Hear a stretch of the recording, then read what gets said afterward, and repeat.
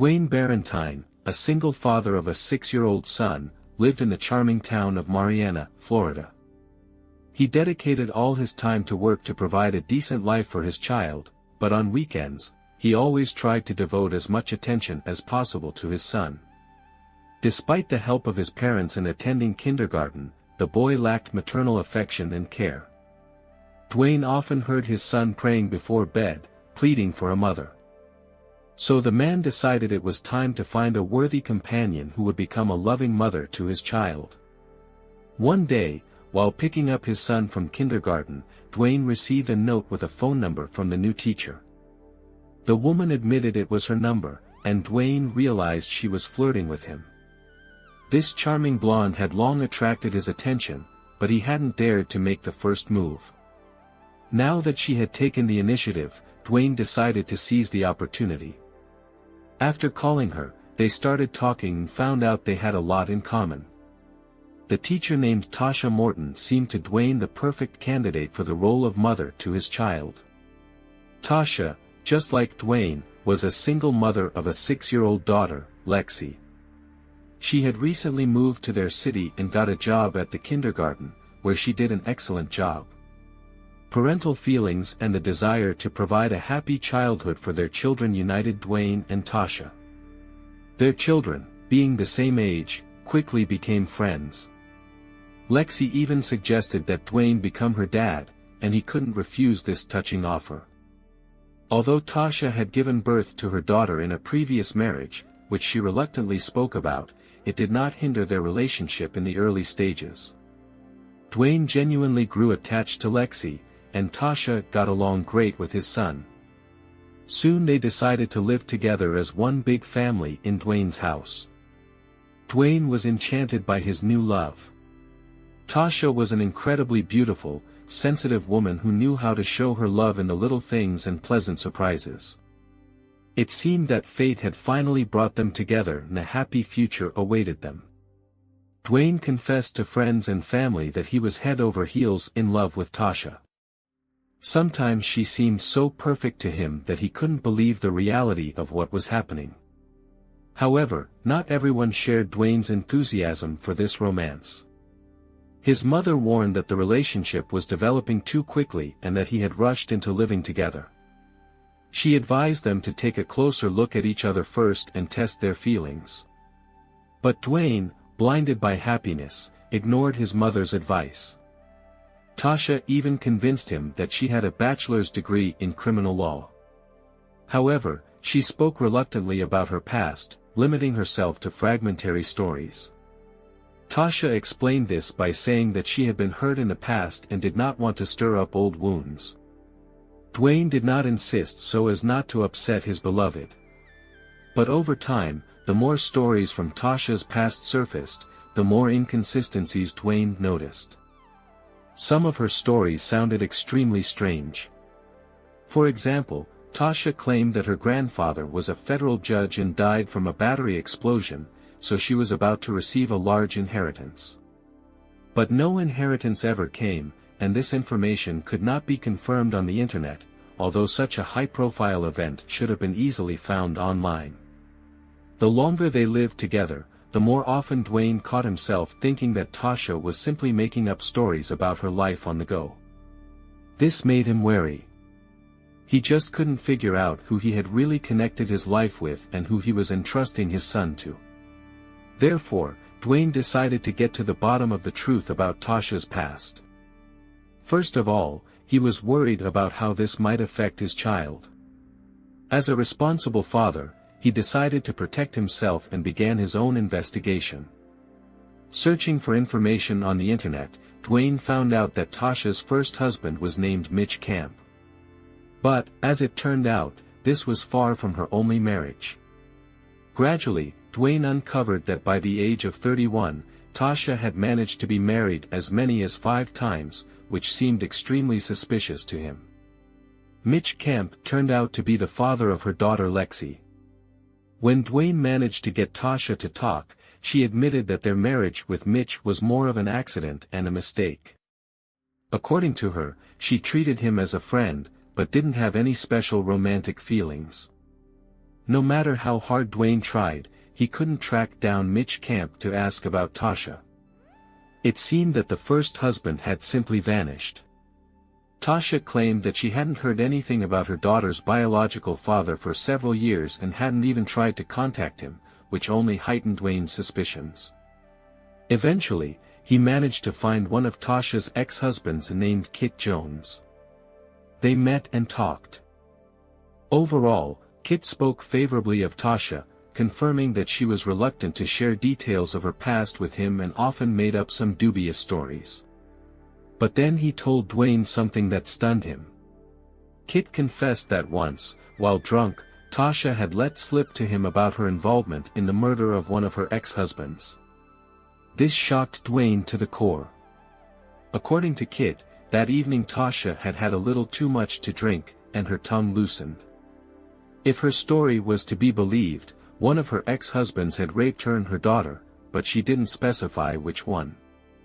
Tasha couldn't forgive this, and although at that time she was already married to another man named Greg Morton, she decided to take revenge on the abuser.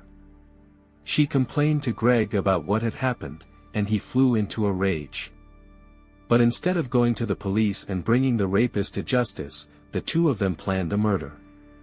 Tasha lured her ex to their new home, where he gladly came, and Greg was waiting for him and shot him several times right in the heart. However, Kit didn't believe this story. It seemed to him that when she was drunk, Tasha was just making up tall tales, so he didn't go to the police. But Dwayne had doubts.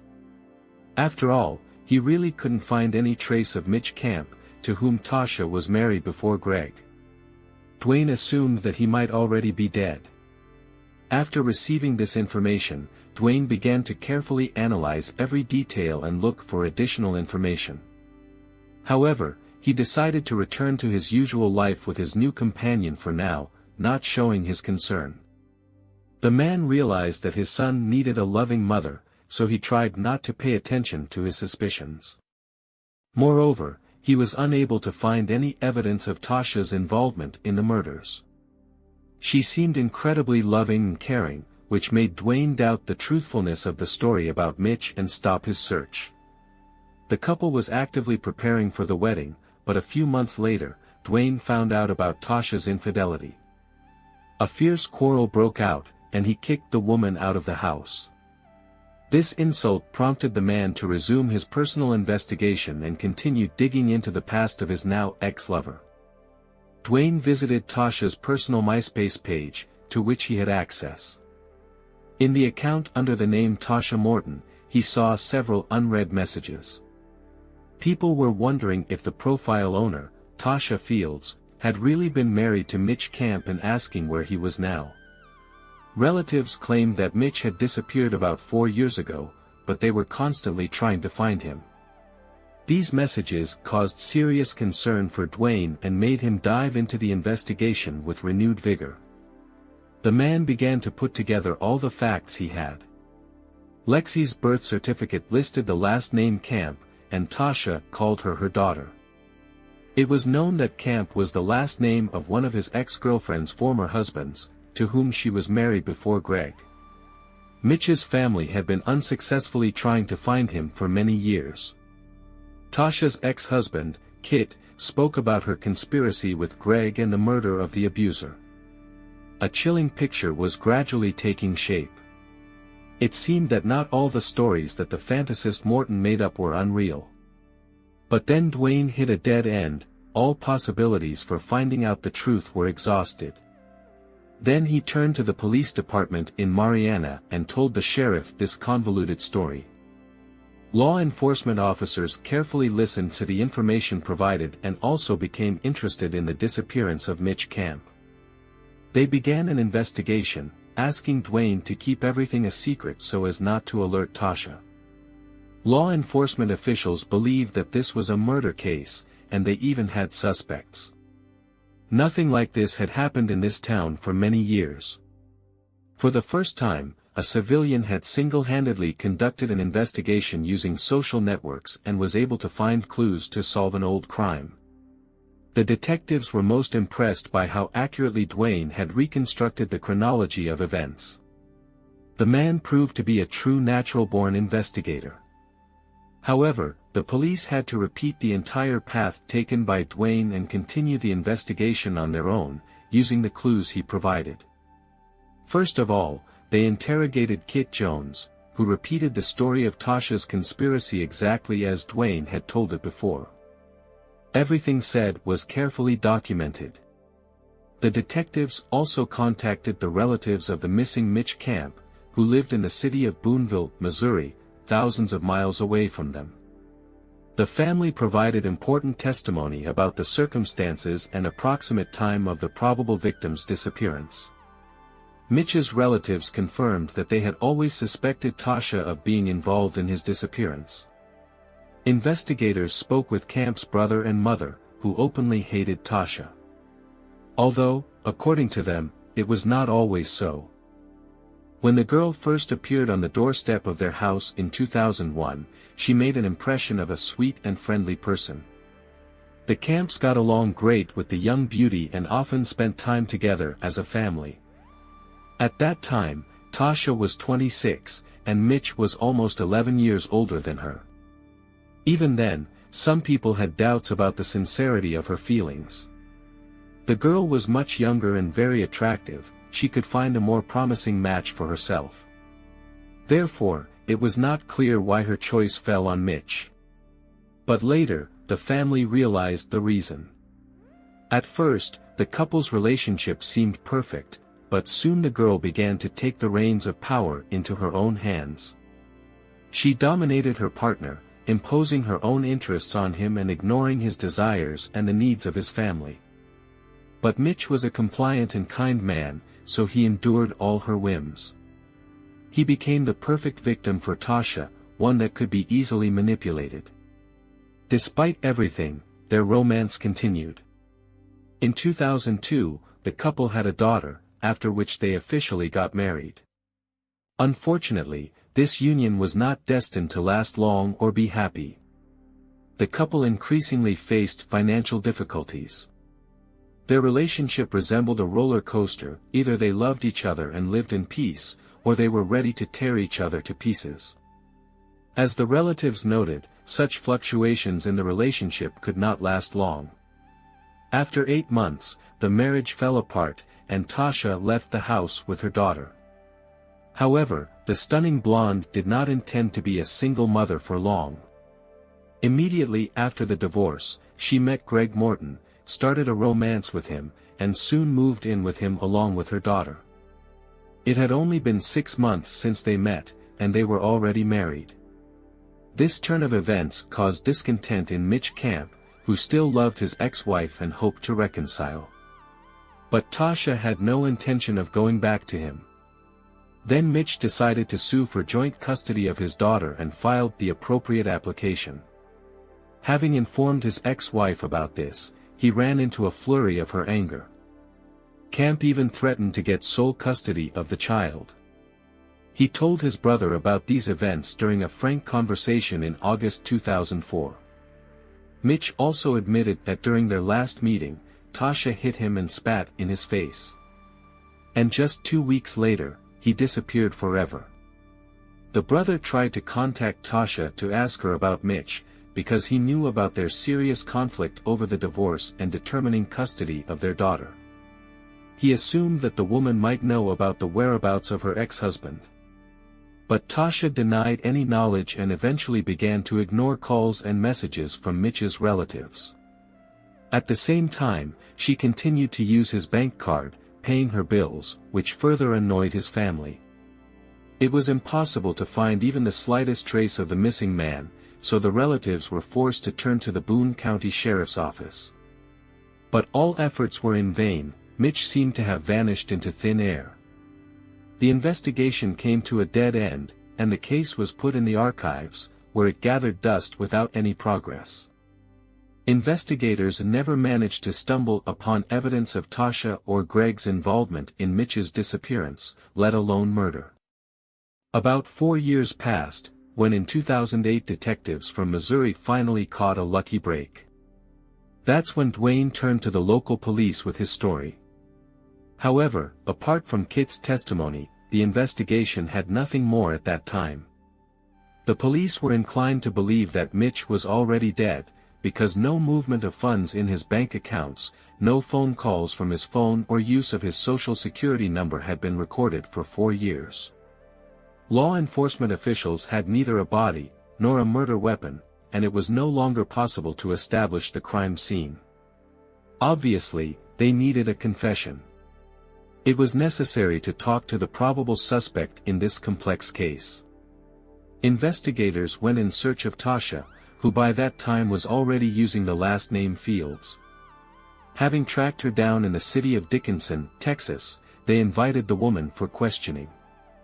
When she first crossed the threshold of the police station, she stated her willingness to cooperate with the investigation.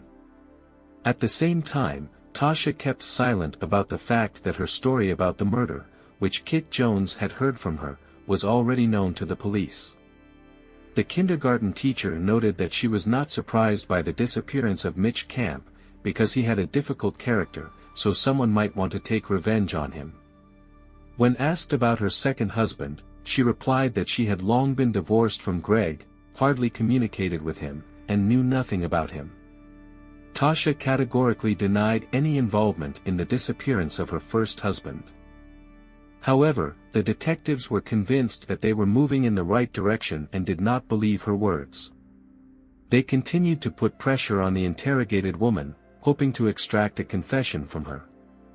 Investigators decided to delve into the identity of the probable killer in more detail. At first, Tasha portrayed Greg Morton as an ordinary, unremarkable person.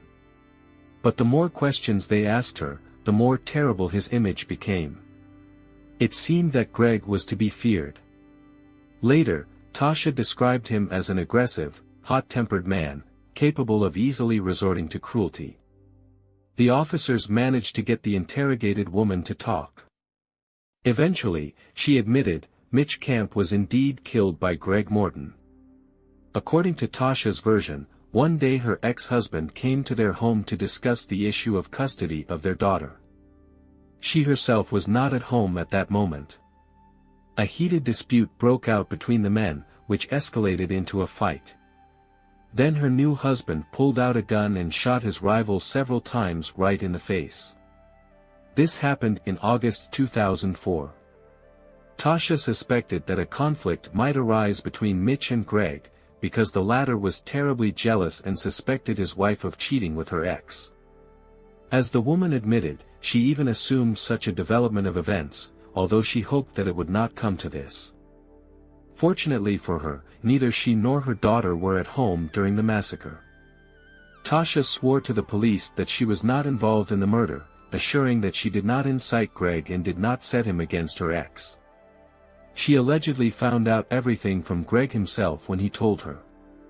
The man described in detail how he shot her ex, and also where and how he hid the body. Tasha shared valuable information with the police about the possible location of Mitch's body. According to her, the remains of the missing man should have been sought on an old farm that belonged to the killer. However, she could not indicate the exact place of burial. The farm was a huge plot of land with an area of about 15 hectares, which was sold 6 months after the crime was committed. The old house was demolished, and a new one was built in another place. It was practically impossible to recreate the picture of the crime, which significantly complicated the search for the body. And although Tasha insisted on her innocence, investigators had doubts. They were particularly wary of the story heard from Jones, in which the woman was allegedly personally present at the crime scene and even lured her ex-husband into the hands of the killer. This version had to be carefully checked, but without a body it was extremely difficult to do this. Despite everything, Tasha showed willingness to actively cooperate with law enforcement. She even agreed to accompany detectives from Florida to Missouri, where a search team was to find the body of the missing man on the farm. Once on the spot, the woman was confused, because over the past years, the situation had changed dramatically. The farm was rebuilt, now another family lived here, not even suspecting that somewhere on their land a human body might be buried. Walking around the area, Tasha suddenly stopped at the place where her first husband's old house once stood. Those buildings were long gone, but she confidently pointed to that spot. However, even armed with special equipment, the police could not find anything there. This sowed a seed of doubt about the truthfulness of her testimony. Investigators were convinced that Tasha knew exactly where the body of her ex-husband was hidden. Despite the fact that the search team made incredible efforts, digging up the entire territory of the farm, no traces could be found. After 5 exhausting weeks of fruitless searches, detectives again took up Tasha and increased the pressure during the interrogation. They turned over a huge area, but did not find even the slightest clue. And then the suspect unexpectedly remembered a large pit that was dug on the farm. True, shortly after Greg confessed to what he had done, he buried it. Tasha was even able to show the location of that pit on a map, suggesting that it was worth looking there. The police took this information into account and focused all their efforts on the specified area. Shortly after the excavations began, searchers stumbled upon human remains wrapped in a tarpaulin. The body found was immediately sent for forensic examination, which confirmed that the remains belonged to the missing Mitch Camp. Forensic experts also concluded that the man was a victim of murder. 6 bullet wounds were found in his chest, which caused instant death. Mitch was actually shot at point-blank range, leaving him no chance of salvation. 3 weeks passed after the discovery of the missing man's remains, and the police arrested Greg Morton in St. Louis, charging him with premeditated murder. Investigators had no doubt that now he would begin to testify against his ex-wife, who, in their opinion, was also involved in the crime. But Greg stubbornly remained silent. Law enforcement officials hoped that the burden of imprisonment would break his resistance, but they miscalculated. He served several months behind bars, but never betrayed Tasha. However, this did not prevent detectives from detaining Tasha herself, fearing that she might escape. Despite the lack of strong evidence of her complicity, except for the testimony of one witness, the woman was charged with first-degree murder. The 32-year-old suspect was grabbed right in the city when she was riding a motorcycle. After the arrest, Tasha suddenly voiced another version of Mitch Camp's death. She confessed that she really led her ex-husband to the farm, but did not intend to lure him into a trap, because she herself did not know about it. According to Tasha, that day she just wanted to give Mitch a photo of their daughter from kindergarten and talk. The woman even assumed the possibility of intimacy with him, because they maintained a close relationship. But suddenly, her current husband Greg appeared and caught them together. He came out, holding a weapon at the ready, and aimed it at Mitch. Tasha didn't even have time to blink an eye before Greg fired 6 bullets into his rival's chest. In her opinion, he did a terrible thing out of jealousy, having learned about their connection.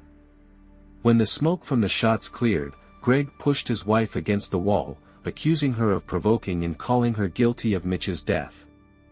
Tasha wanted to call an ambulance, but nothing could help Mitch anymore. The man ordered her to be silent, after which he hid the body by burying it in a pit. The police doubted this story.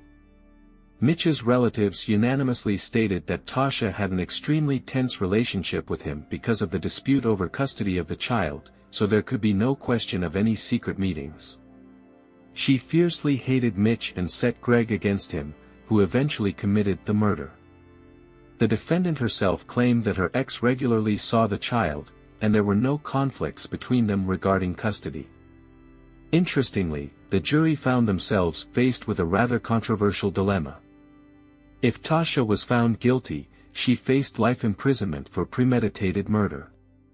But Greg Morton, who directly shot the victim, was facing a shorter term, for second-degree murder. Such an imbalance could hardly be called justice. It was up to the jury to solve this complex puzzle. After 8 hours of deliberation, the jury returned to the courtroom with a verdict: Tasha Fields was found guilty of premeditated murder.